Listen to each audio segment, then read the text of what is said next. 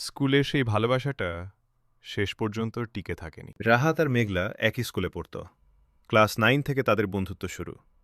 প্রতিদিন সকালে স্কুলে ঢোকার আগে একবার দেখা না হলে দুজনেরই দিনটা ভালো কাটত না।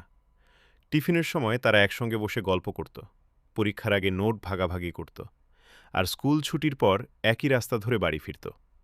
একদিন রাহাত সাহস করে বলল, মেঘলা, তোমাকে ছাড়া আমার স্কুল জীবন কল্পনা করতে পারি না। মেঘলা মুচকি হেসে বলেছিল, আমিও তোমাকে খুব ভালোবাসি। এরপর কেটে গেল কয়েকটা সুন্দর মাস। হঠাৎ একদিন মেঘলা স্কুলে আসা বন্ধ করে দিল। পরে রাহাত জানতে পারল মেঘলার বাবার বদলি হয়েছে, পুরো পরিবার অন্য শহরে চলে যাচ্ছে। শেষবার স্কুলের গেটে দেখা হয়েছিল তাদের। মেঘলার চোখে পানি। আমাকে ভুলে যেও না রাহাত। রাহাত কাঁপা গলায় বলেছিল, তোমাকে ভুলতে পারব না কোনোদিন। গাড়ি চলে গেল। ধুলোয় ঢাকা রাস্তার দিকে তাকিয়ে রাহাত অনেকক্ষণ দাঁড়িয়ে রইল। বছর কেটে গেল।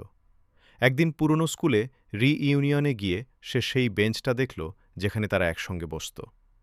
বেঞ্চটা তখনও ছিল, কিন্তু মেঘলা আর ছিল না। রাহাত ধীরে ধীরে বেঞ্চে হাত রেখে বলল, স্কুল শেষ হয়ে যায়, কিন্তু প্রথম ভালোবাসার স্মৃতি কোনোদিন শেষ হয় না। কিছু ভালোবাসা শেষ হয়ে যায়, কিন্তু স্মৃতিগুলো কখনো শেষ হয় না। এমন আরও আবেগের গল্পের জন্য সাবস্ক্রাইব করুন।